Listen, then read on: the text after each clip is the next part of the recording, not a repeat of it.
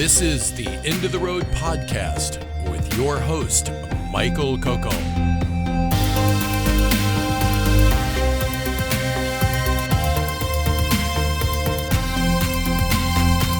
Exploring the horizons we never touch because we're already there.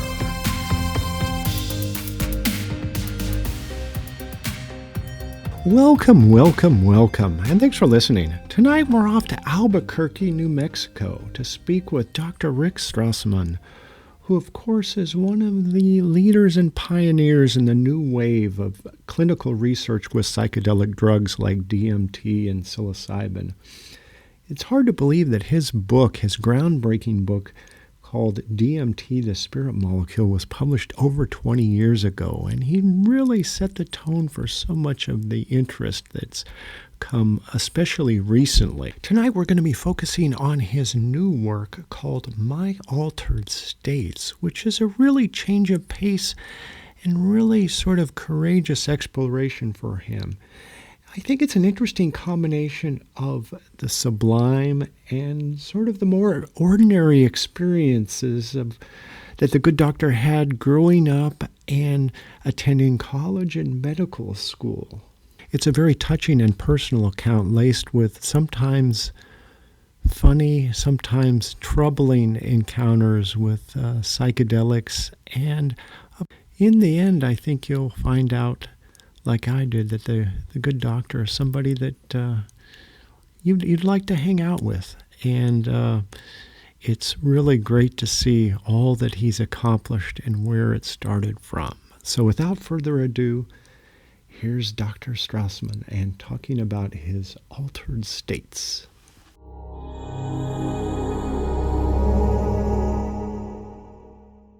Well, I think all good stories start in Lvov in the early 19th century, don't they? Oh, yeah, I was struck by your comment. Yeah, well, what did you mean by that?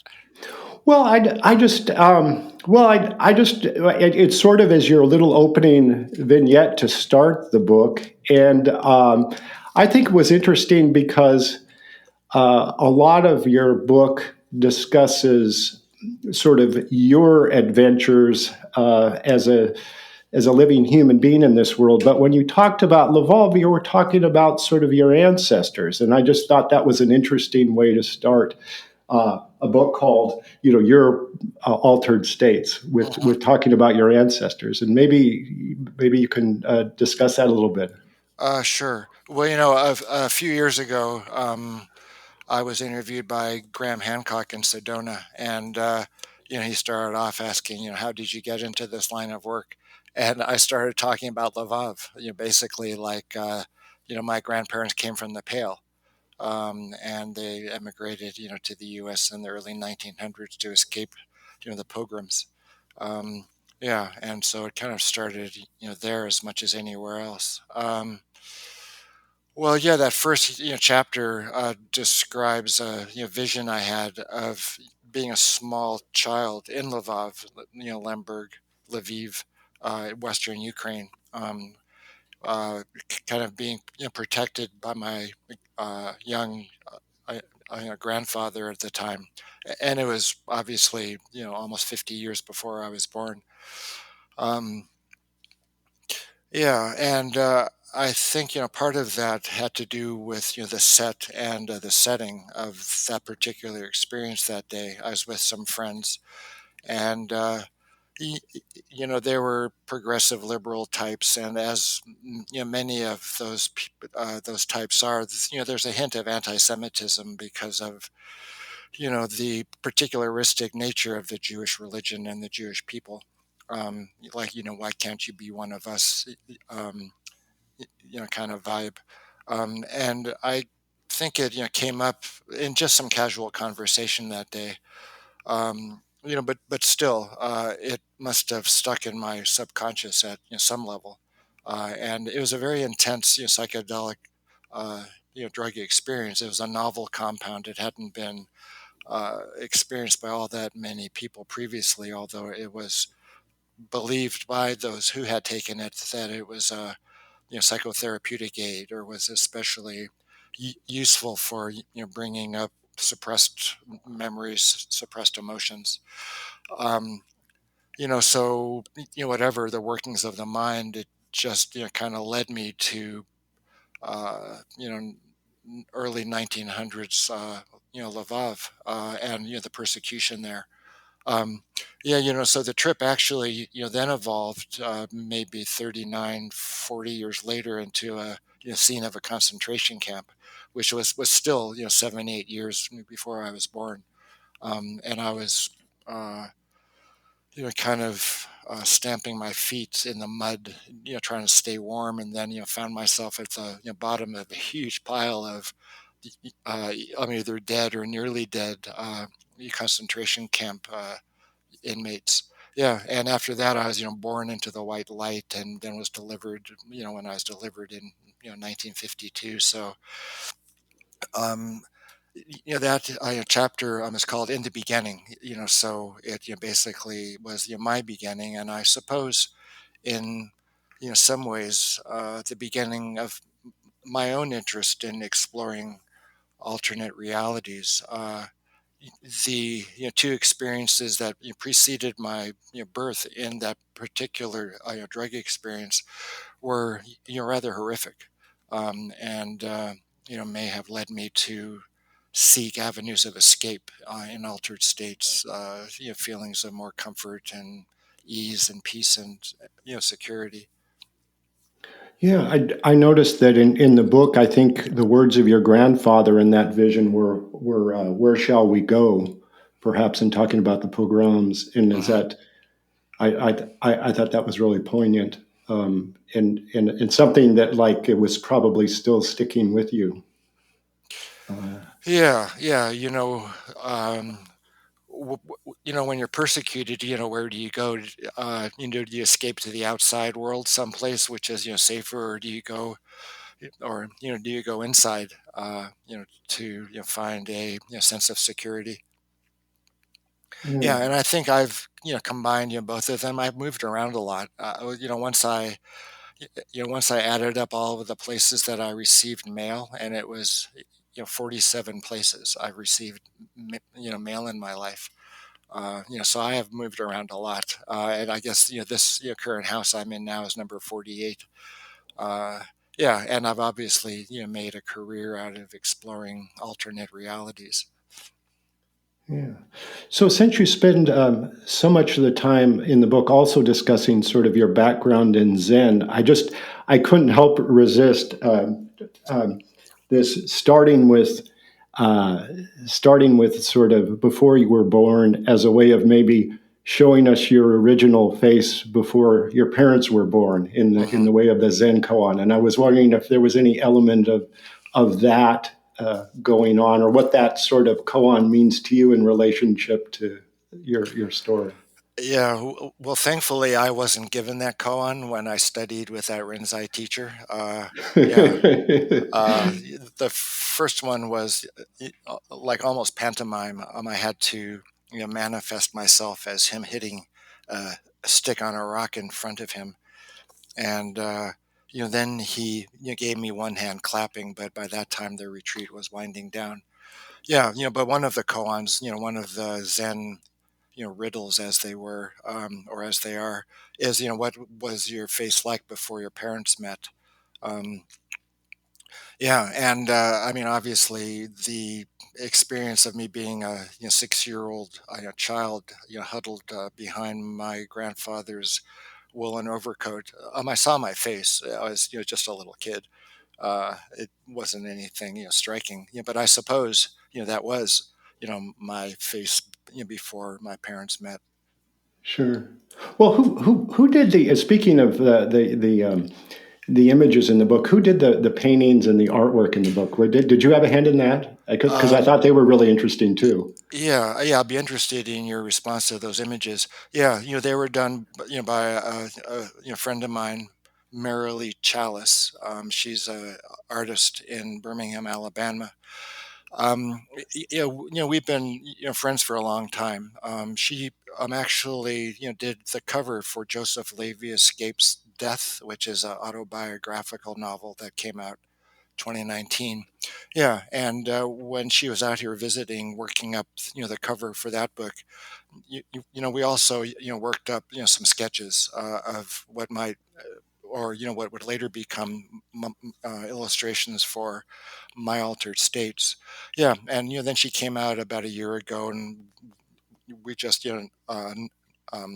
knuckled down, as it were, to uh, either put the finishing touches on the other images, and create some new ones. Yeah, each of the chapters has at least one image, which I think really adds to the impact of each of the chapters. What is your sense of those images? Like, how did they affect you? Well, I was wondering if they were some sort I was wondering if they were your own as a way to sort of integrate the experience, as a, like art. I mean, for lack of a better word, like art therapy, perhaps, since they did really capture a lot of what the image was about, what the sort of the little vignette, and I'm calling them vignettes because it seemed. I mean, is that the way to look at the stories? As sort of a series of vignettes that, and then sort of a resolution after each vignette that's memorialized with a photo. I mean, Hmm. artwork. Yeah, I think that's reasonable. Yeah, I call them narratives or accounts, but vignettes is just as good. Yeah, and the biblical, or in the philosophical, or the biblical term for commentary is exegesis, right? And I like to think Oh. of those concluding pages as an exegesis of each of the chapters.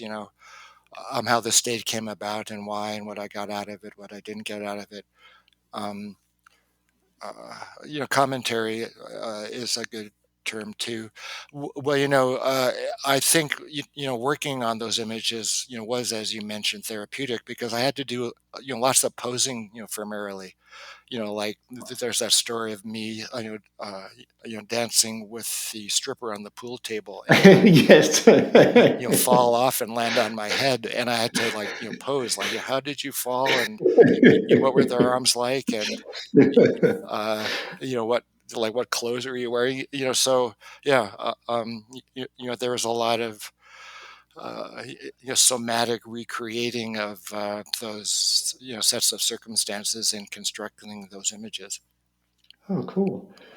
And the other thing that occurred to me is I think, in your book, The Spirit Molecule, was your sort of epilogue there where you talked about Saul? Was that really about you sort of anonymously? Yeah, Um, it, and it, so, that's true.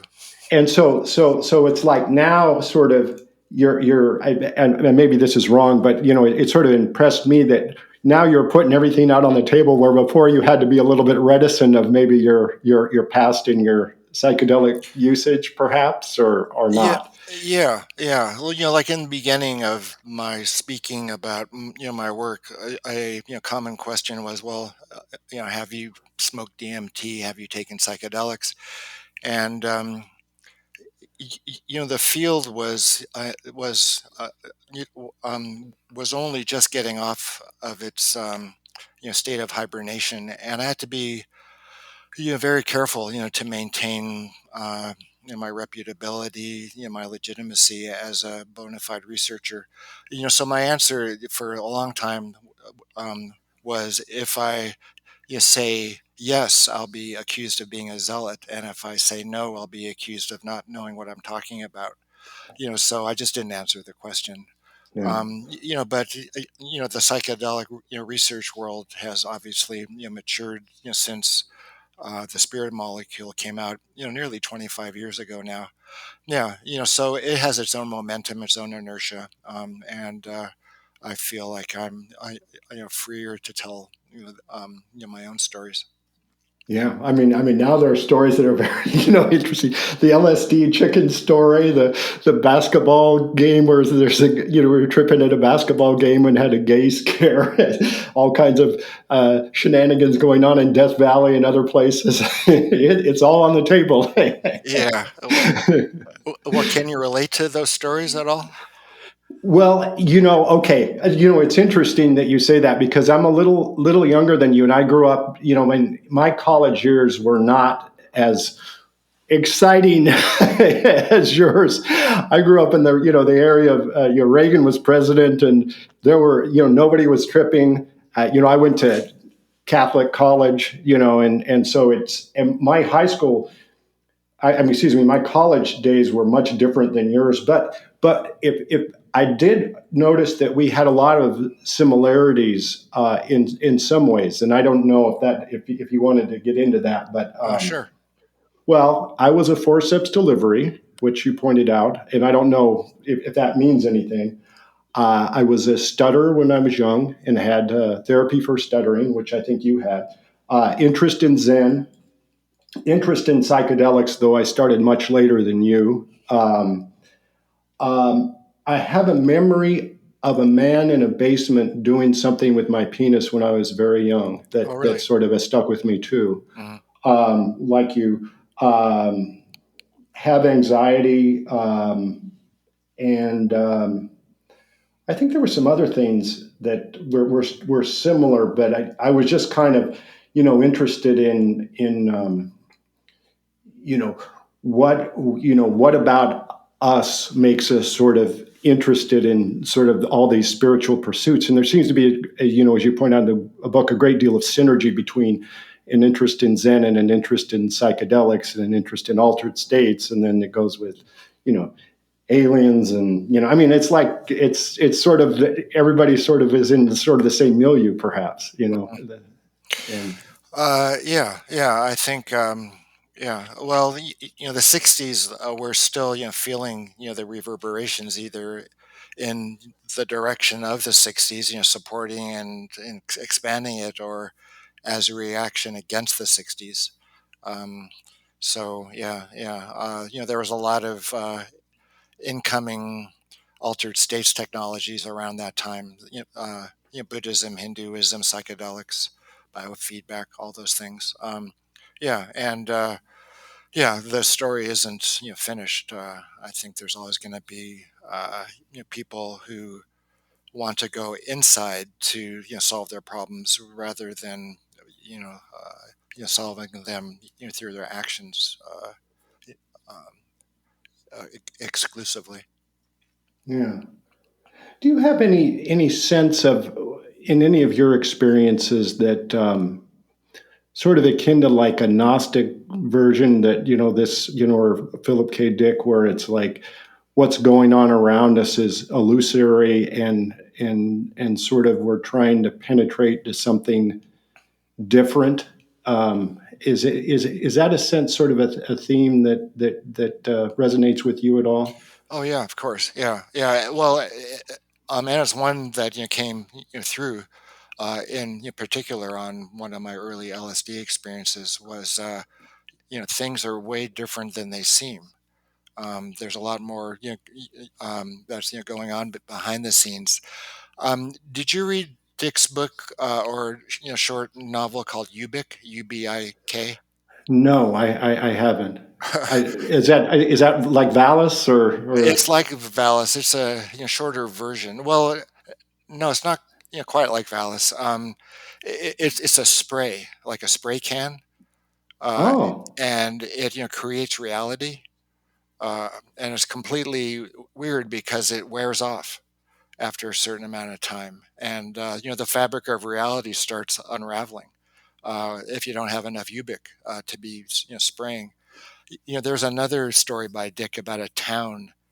I forget what it's called. It's a short novel, long short story. Um, and it's always changing. It's always changing. Like the streets are changing and the trees are changing, and this guy's trying to get a grip on, where is this town, and who lives here, and what are the houses. I thought I could have sworn there was a house there, and there's no longer, and everybody's acting as if it's always been that way. Um, Yeah, I well in that snow culvert chapter, I discuss how that particular day was the equivalent of what Buddhists call bodhicitta, the first flash of enlightenment, right, right. which for Buddhists is the most important stage in one's Buddhist training because it it kind of pulls back the veil for just a moment. That there's a lot more to reality than our everyday, two-dimensional apperception of it. And Yeah, I felt marked after that day, like, there's something going on that I hadn't realized before, and I can't put my finger on it, but it seems massively important, more important than anything. And but like I was 19 then, 18 maybe, yeah, and I hadn't heard about it, but well, I mean, I'd heard about uh, Buddhism, but I didn't really know anything about it. But that intimation, that there's more going on than meets the eye, stuck with me and ultimately led me to Zen practice and study. Yeah, and you also have, I mean, if I'm characterizing this right, you much of your quest, or I guess you even called it a manifesto back when you were applied to medical school, is to focus on sort of to locate the biological basis of spirituality. Mhm. Is that fair or Oh yeah, yeah, yeah? yeah. I I b- I started thinking along those lines. I'm in college with all of those, with all of the influx of mind-altering technologies into I'm into California back then. Yeah, and I was struck by the similarity in descriptions of the effects of certain kinds of meditation with the effects of psychedelic drugs. The colors and the visions and the voices and out of body sensations, and the insights and the increased meaningfulness, those kinds of things.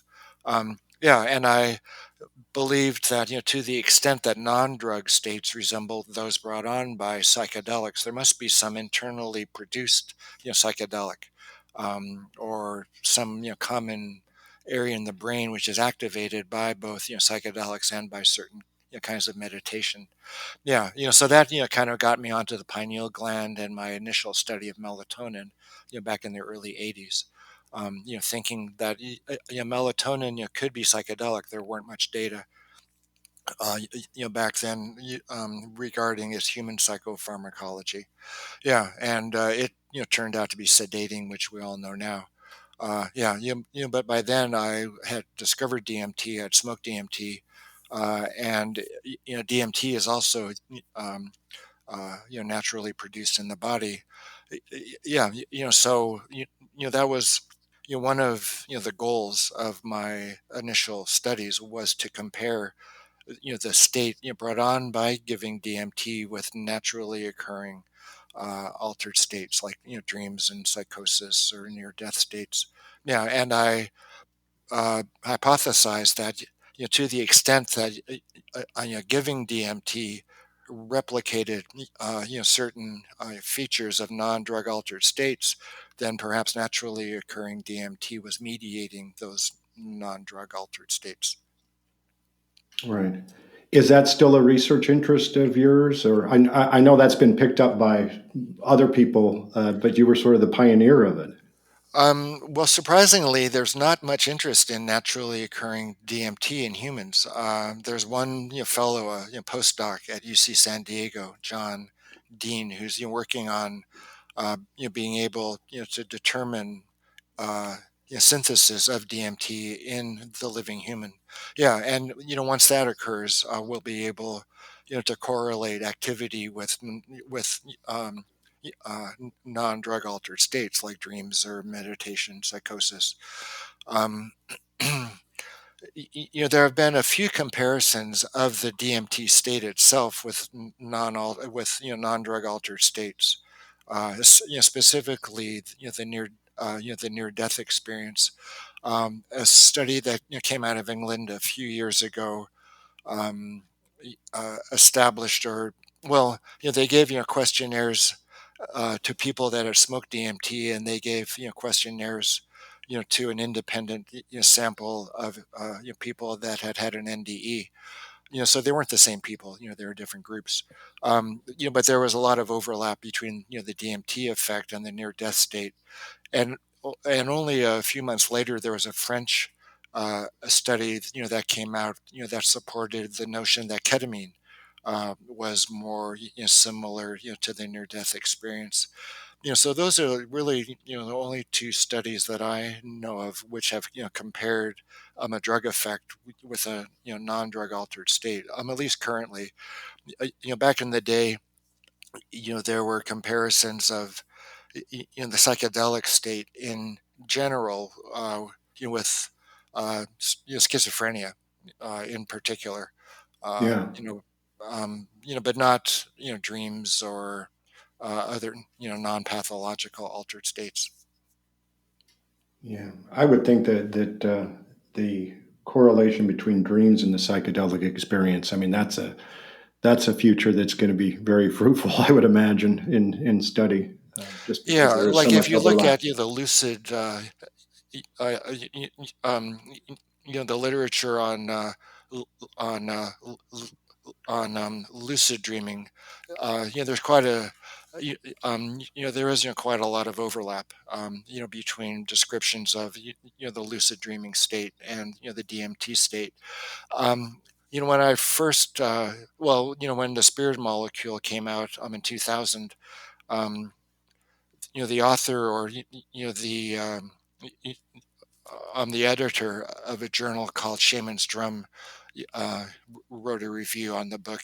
And he, believed, that more accurate, nickname, for DMT ought to have, been the dream molecule, rather than the spirit molecule, because of, Sure. the degree of overlap, that he, felt was the case. Yeah.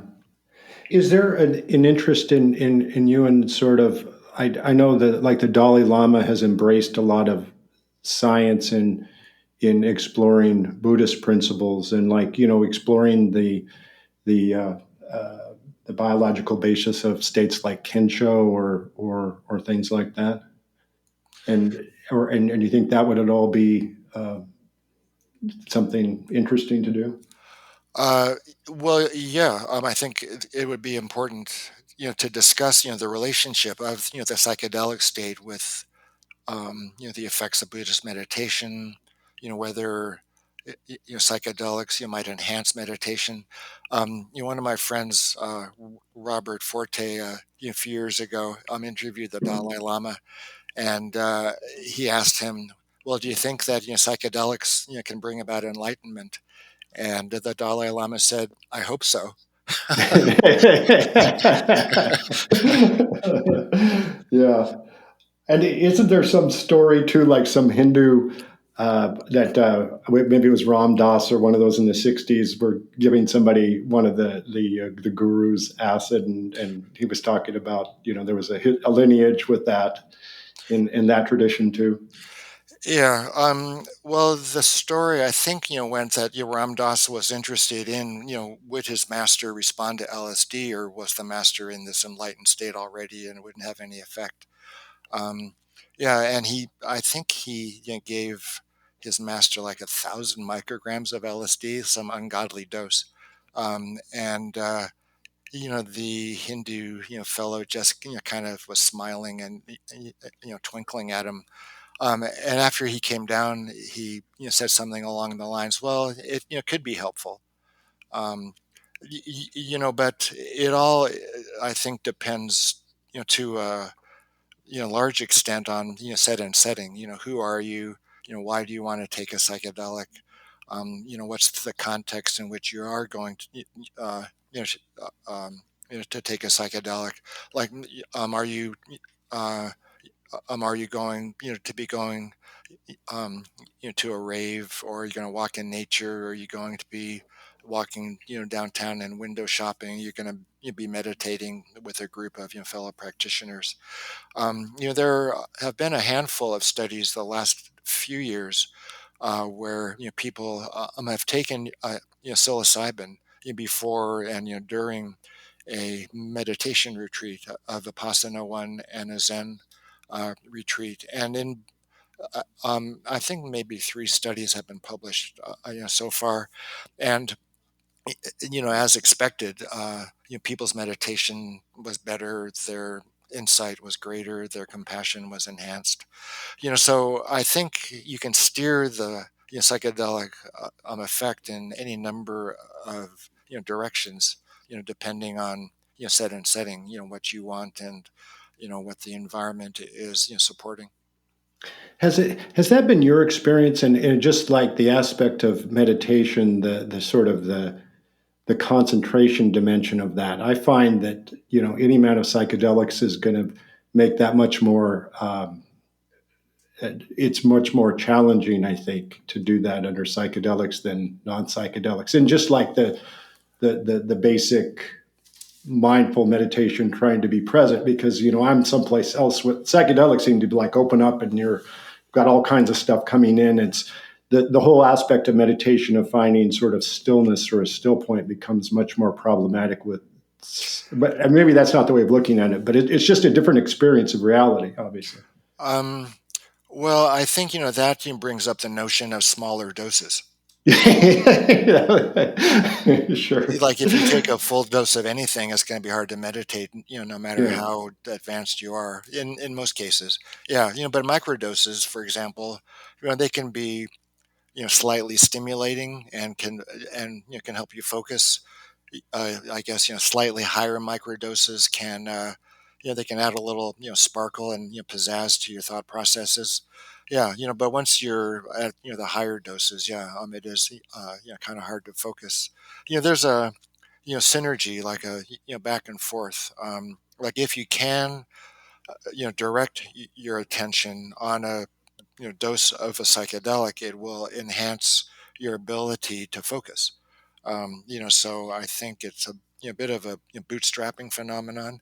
But I certainly wouldn't recommend anybody who's just starting out at both at either meditating or tripping to to begin with a big dose.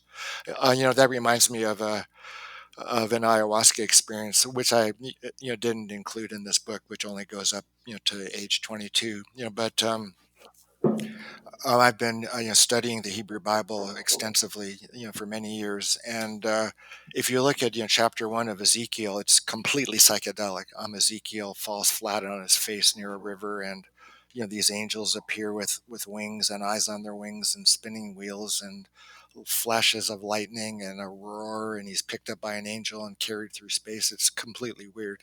Yeah. So You, there's you you wrote a whole book on that, actually. right. Yeah. Go ahead. I'm sorry to interrupt. Yeah, like I was really, struck by Ezekiel's vision. Like that sounds like DMT to me. Yeah, yeah. So one day I was drinking ayahuasca. Laid down on my couch, and I thought, well, I'm gonna construct Ezekiel's vision. Um, yeah, and I started to, and my body was being absorbed into Ezekiel's vision, and I was, losing my body. It was like, okay, it's either Ezekiel's vision or you. Yeah, so I kind of, backed off. But I think a smaller dose may have been, more fortuitous. Yeah, yeah. You had mentioned, I think, um, uh, bad trips in your book that you had, and I was sort of taken by one of your trips that you kind of described as no escape, and even more terrifying, the fact that it had been going on forever without me noticing it, and that sort of really resonated with me as sort of I think I've experienced that too. Hmm. And that kind of goes back, I think, to what we were talking a little bit about. Um, there's more to reality than what we had thought, and this was always sort of going on underneath everything, and there's no escaping it. Right. Well, it was even, worse than permanent insanity, because it, wasn't permanent, from now on, but it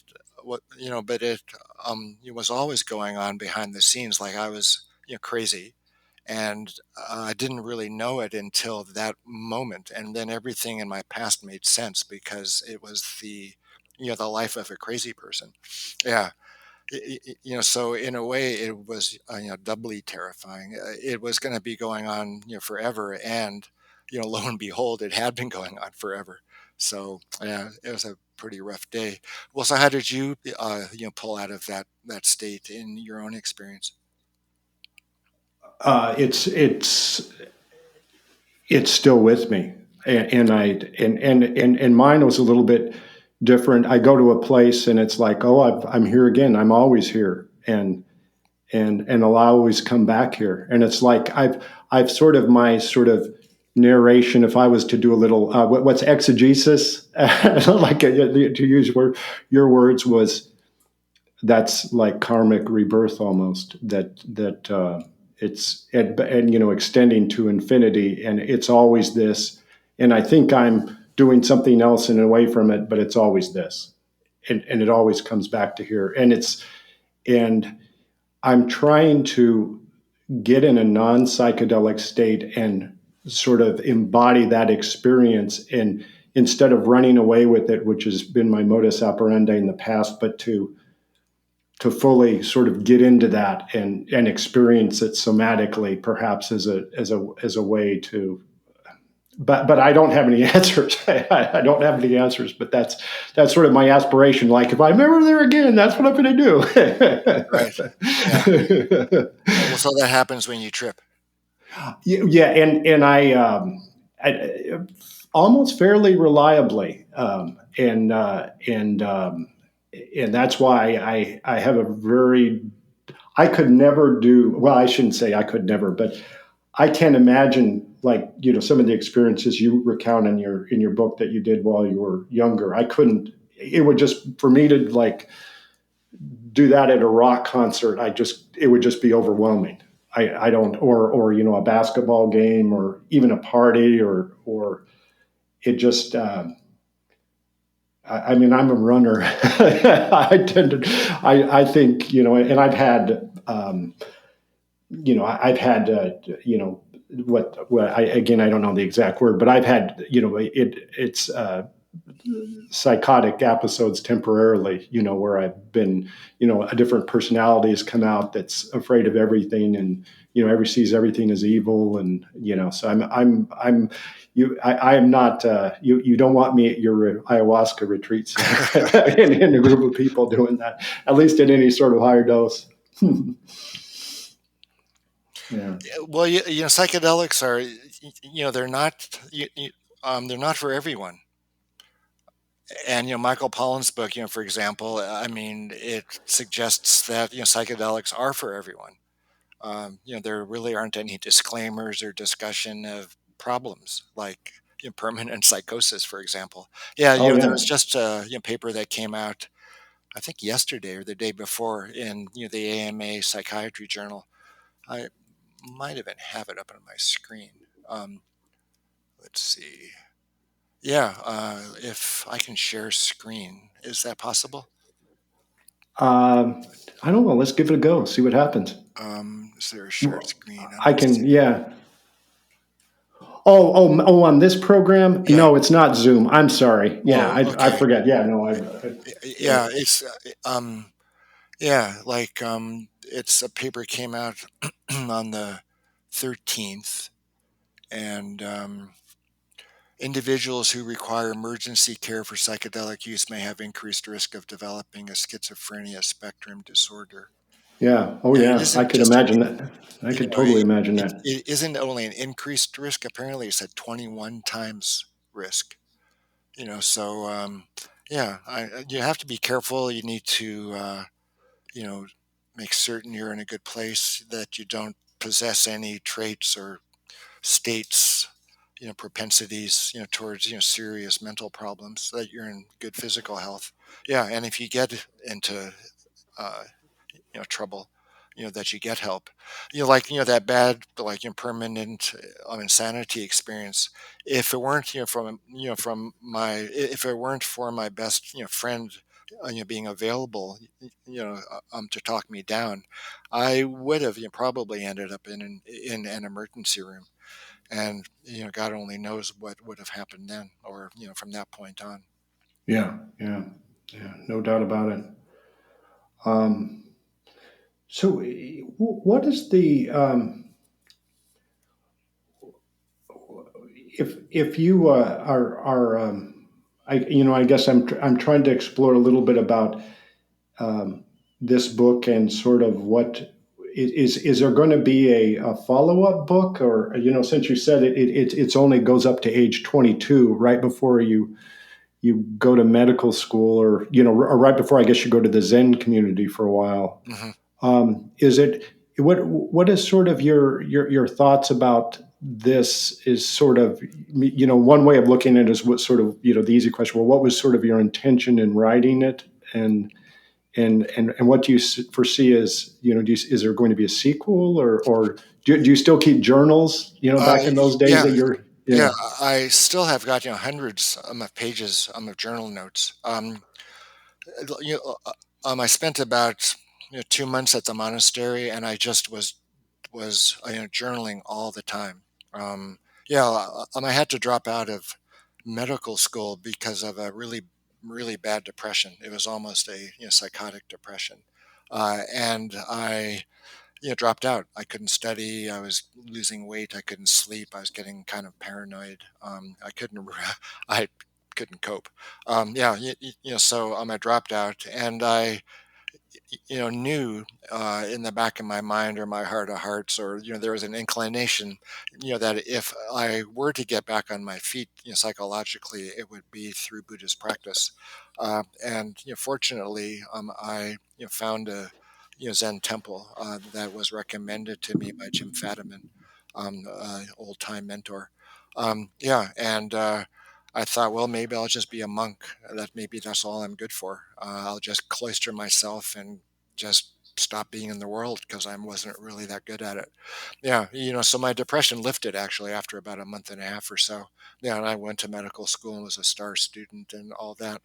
Yeah, but at the temple, I was journaling a lot, like 100 pages of notes, like what is Zen training? Am I a good Zen student? Why aren't I a good Zen student? All those things. Um, so uh, that I have a lot of records of, and I stopped taking psychedelics for a long time, and then resumed when I moved to New Mexico in my mid 30s or so, early 30s. Yeah, and I was part of a research group. We took experimental psychedelics and non-experimental ones. That first chapter in the book called Sure, yeah. the beginning. It occurred within the setting of that research group. Yeah, and I have a lot of notes from that as well. I think I think any sequel will depend on the reaction to this book. If people just kind of say yuck, or they ignore it, or this isn't so interesting, or what's the matter with this guy, I don't think sequel would be in the works. Um, yeah, so like at this point anyway, and that may evolve over the next 3 to 6 months. I'm uncertain about a sequel. And to as to your question as to why I wrote the book.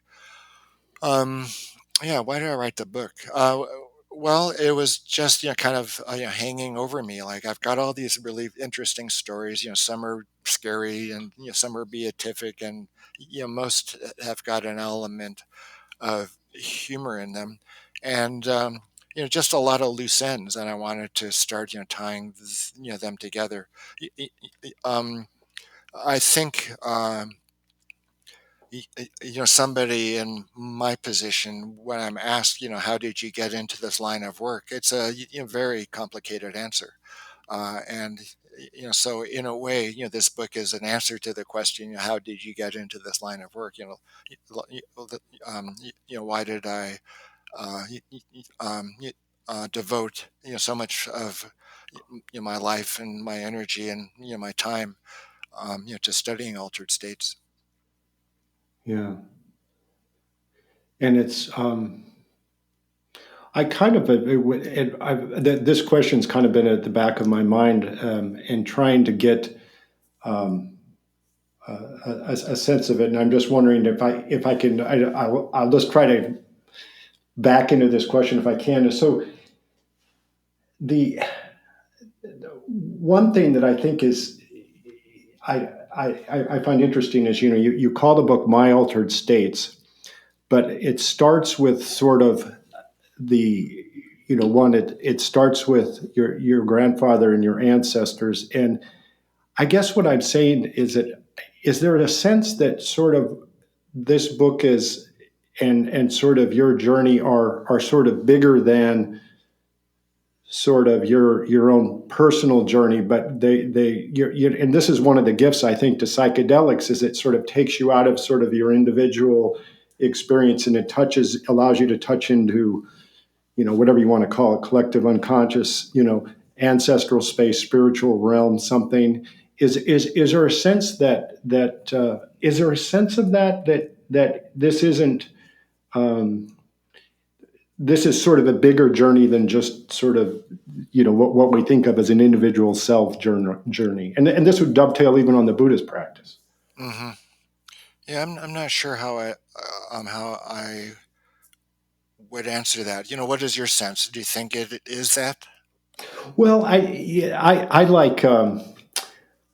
I think that, do you like Jeffrey Kripal at all? Oh Some of yeah, his yeah. stuff. Yeah, and I figured that, he's kind of in the, but he's kind of like, I think that, like, maybe not this generation, maybe not the next generation, maybe not in 1,000 years, but we're going to realize that, like, all this was, there's sort of like a bigger picture that, like, and this is my sense, I don't know, this isn't Kripal's, I don't know, but like we're evolving into something different than sort of these individual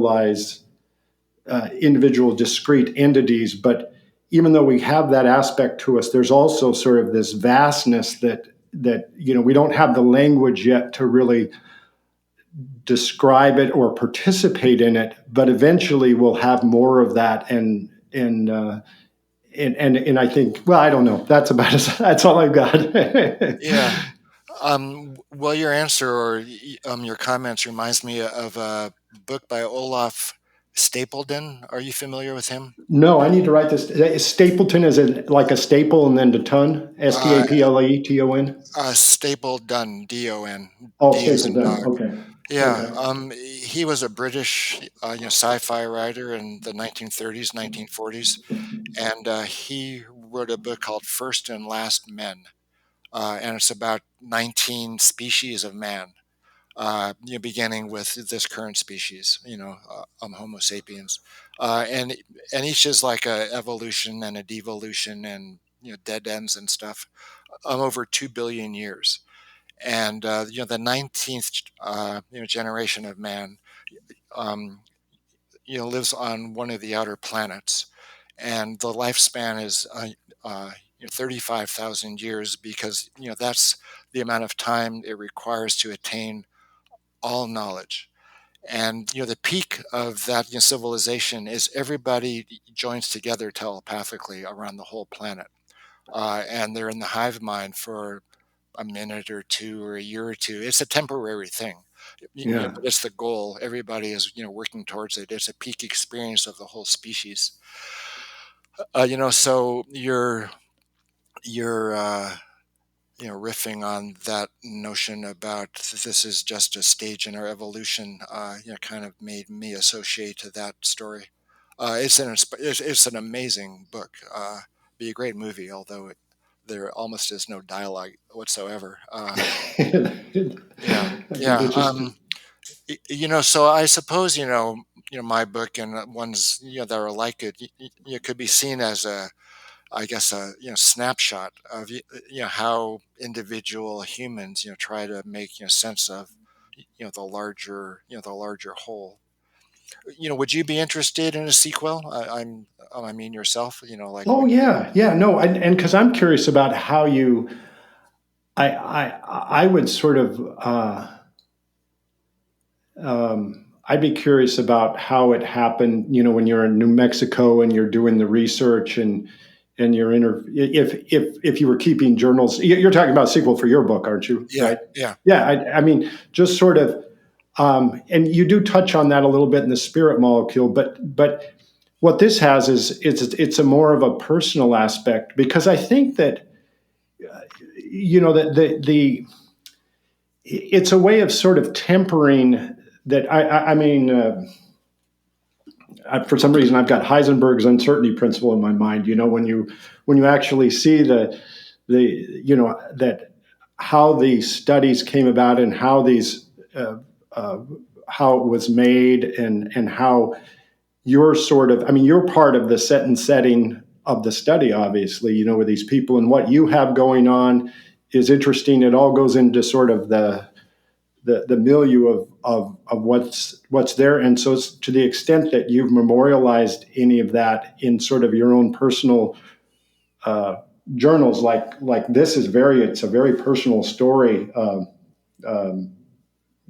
but even kind of funny, in some ways, it's like a college, the craziness that goes on in college, but how that would have developed in, when you're in New Mexico, and again, I don't know your biography enough to know what happened between medical school in New Mexico and the DMT studies and everything. So Yeah, it was yeah, quite strange. I'd be curious. Yeah, I went to the monastery like a complete mess, and um, I left 2 months later, with good Zen practice under my belt, or the beginning of Zen practice. I was in constant contact with the monastery, writing letters back and forth, meditating a couple 3 hours a day, chanting scripture.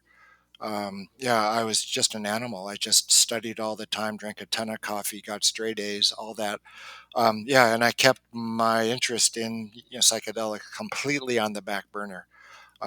Because my manifesto of healing the world with psychedelics obviously was not flying in the early 1970s. Sure, sure. Yeah, so I just figured, well, when chop wood, when studying pathology, just study pathology. Yeah, Yeah, yeah. so that was my approach.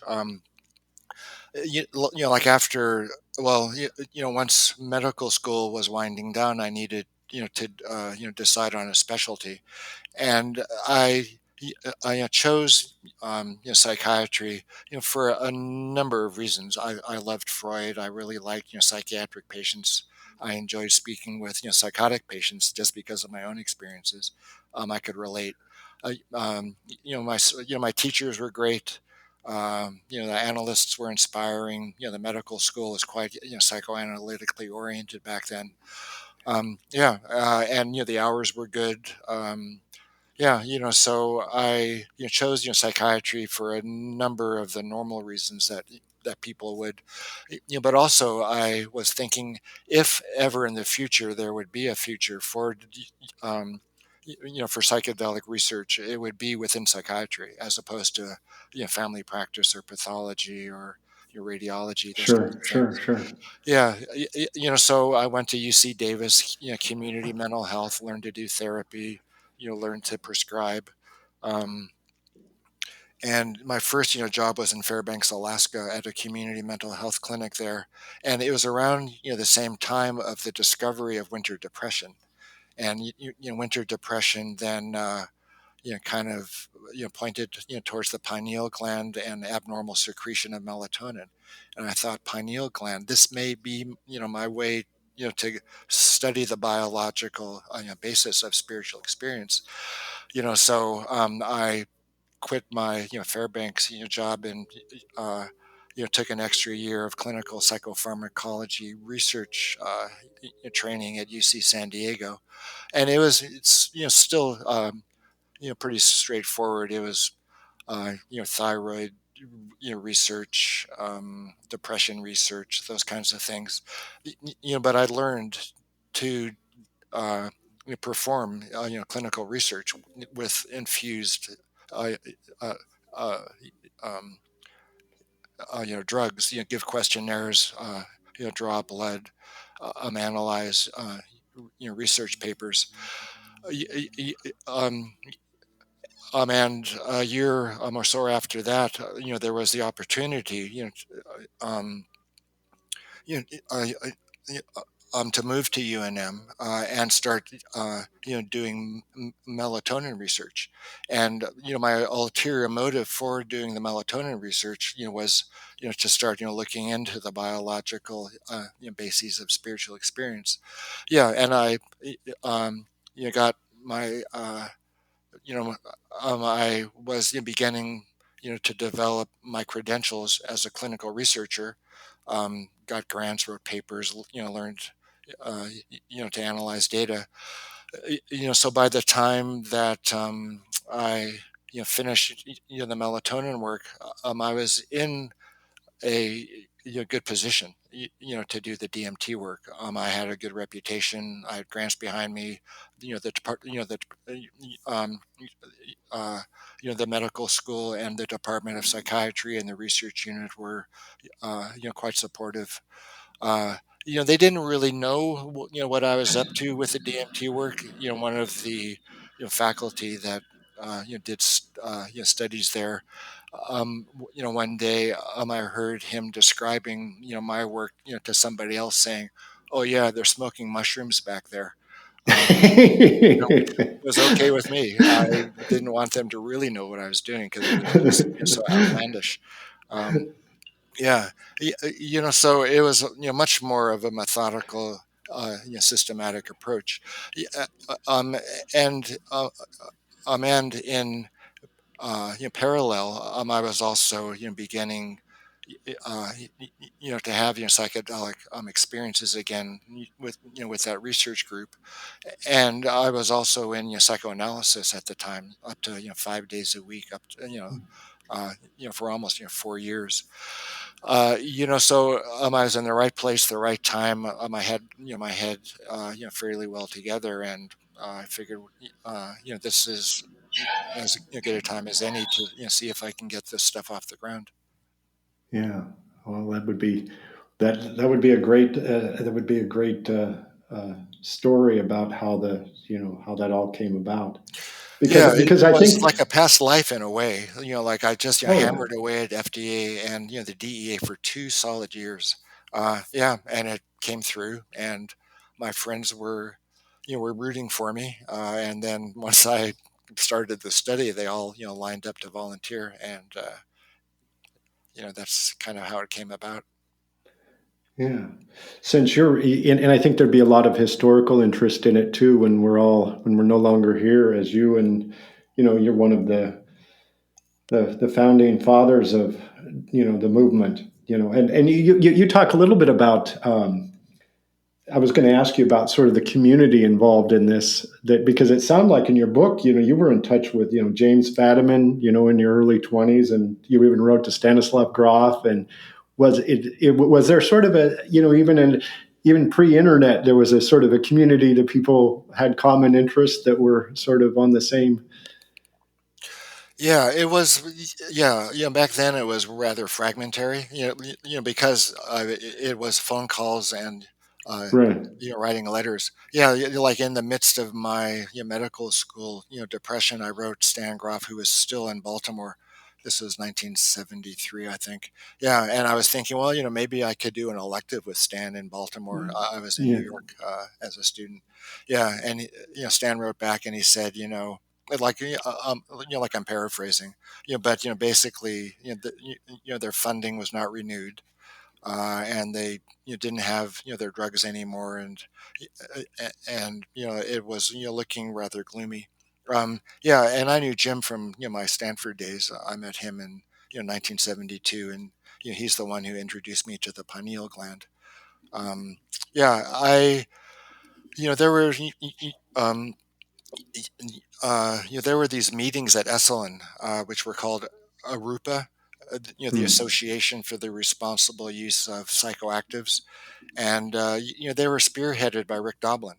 And I met Rick after a paper I wrote in October '84 appeared in a journal on adverse effects of psychedelics.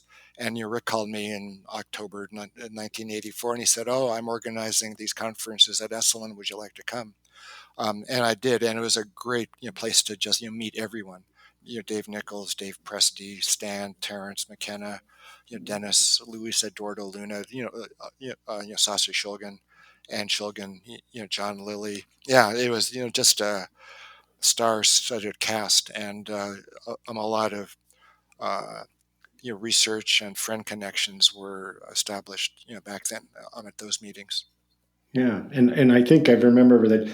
Didn't Terrence McKenna set you up in your first and only DMT experience? Yeah, it was my first and my biggest. Yeah, yeah. Yeah. I was speaking at Esalen about the pineal gland and spiritual experiences and DMT, this and that, and so Terrence came up to me afterwards and he said, "Well, you're talking about DMT. You want to try some?"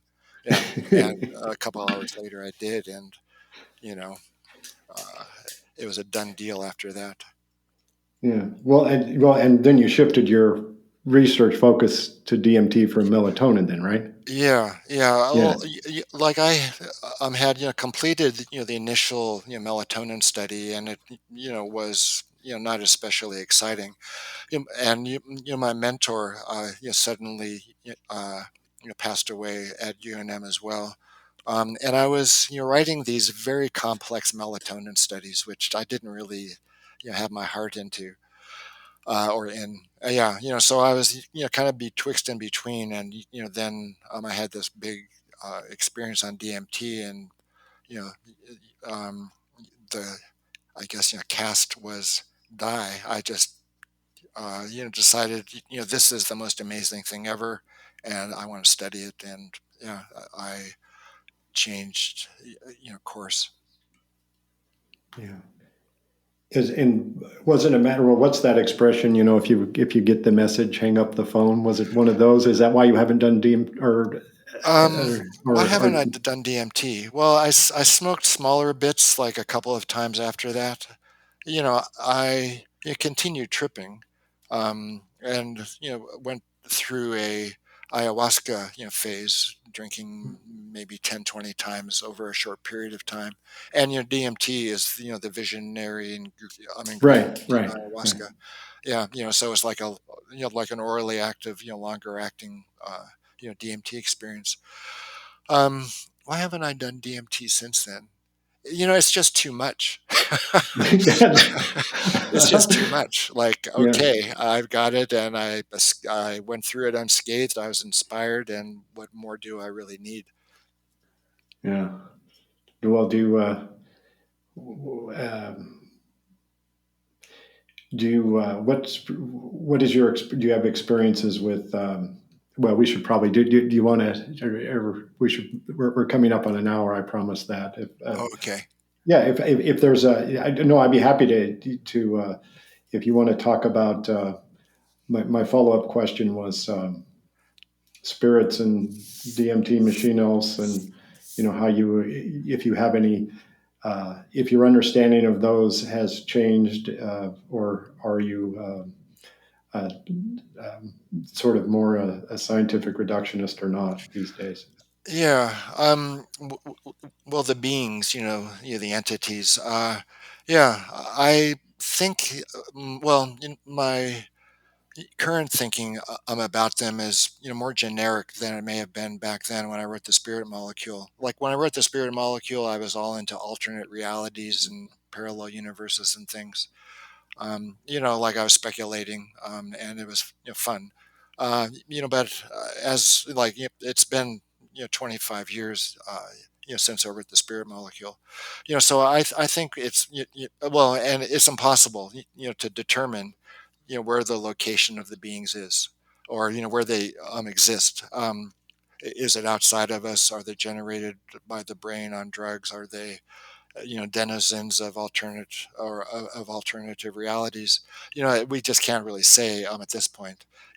But our perception of them occurs in our mind, and I think the most basic way of understanding them at this point is that the is that the drugs reveal things which were previously invisible. So that covers all the Hmm. bases. It could be you're unconscious where this material wasn't visible before, or it's out there where it wasn't uh, visible before. So in a way, psychedelics uh, present material that you weren't conscious of before, for any number of reasons.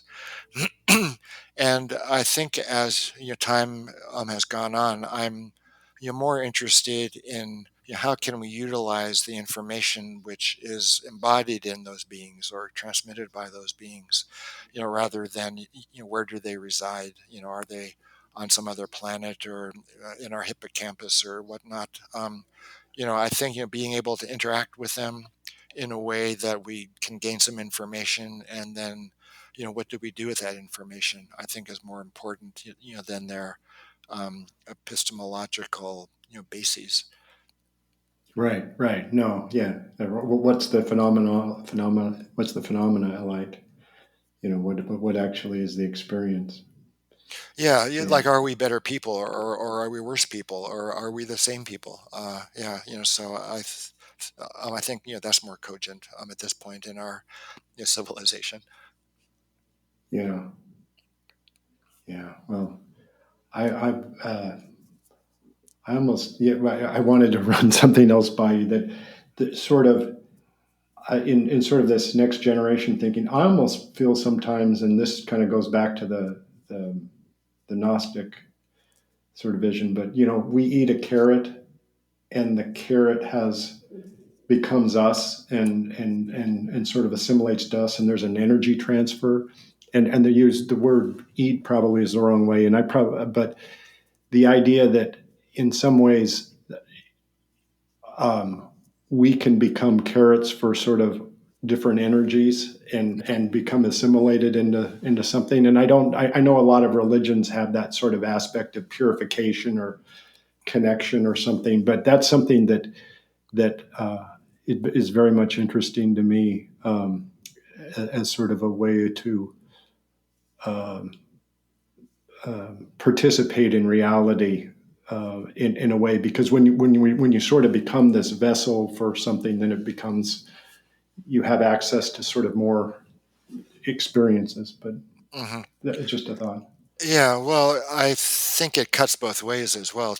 If you're going to be open as a vessel, out, to outside influences, so to speak, you have to be careful what you let in, which is dependent on what kind of person you are and set and setting, I suppose. Right, right, and that's sort of the interesting part. There's the Zen, what's that Zen hospice guy in San Francisco who says, "Welcome everything, push away nothing." It's a famous Yeah, quote. I don't know. Jim Frank Ostasecki. Yeah, I'm not sure if that's good advice. I don't know if he's done DMT. Right. Thank you very much. I appreciate it, Doctor. And uh, is if there's a way for people to connect with you and get your book, do you have recommendations for them? Sure. Uh, Yeah. You can buy it like at any of your favorite book outlets. And I narrated the Audible book, which will also be coming out on the 10th of December. Right now you can order the book from me directly through my website rickstrassman.com. I have a bunch of authors' copies. And I will inscribe and sign the book as you wish. Yeah, but it'll be out December 10. I'll be on the Joe Rogan show on the 9th, so oh that wow! should boost the initial sales quite a bit too.